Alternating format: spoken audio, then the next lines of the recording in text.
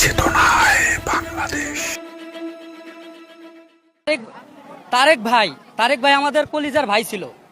তারেক ভাইকে আমরা অনেক পছন্দ করতাম, সবাই পছন্দ করতাম, আপনি আমি সবাই পছন্দ করতাম। কেন পছন্দ করতাম?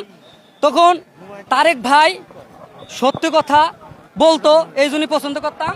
এবং তারেক ভাইয়ের আরও অনেক কাজ কাম আছে, সেটা সে জনতার মাধ্যমে ছড়িয়ে দিত, এই জন্যই ভালো লাগতো।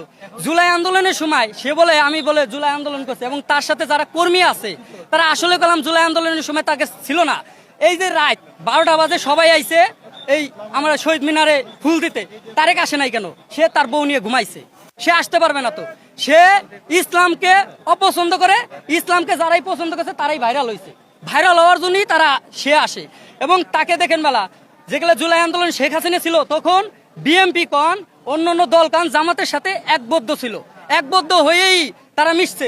জানে যে জামাত নারাই থাকবে আল্লাহু আকবার, এটা ভাই ইসলামী মানে আপনি মুসলমান আমি মুসলমান, আমাদের এটা হলো স্লোগান। কি এটা? আমাদের সুন্নতি স্লোগান। এই স্লোগান সবাই দিবে, হিন্দুরা দিবে না, খ্রিস্টানরা দিবে না, বৌদ্ধরা দিবে না, তারা কি দিবে? নারাই থাকবে আল্লাহু আকবার। এটা মুসলমান, আমরা নারাই থাকবে আল্লাহু আকবার দিব, তাই না?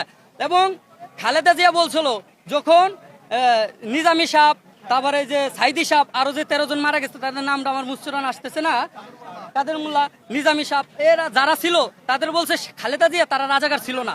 তো এবারে হেরা যদি রাজাকার যদি না থাকে তাহলে এখন আমতারেক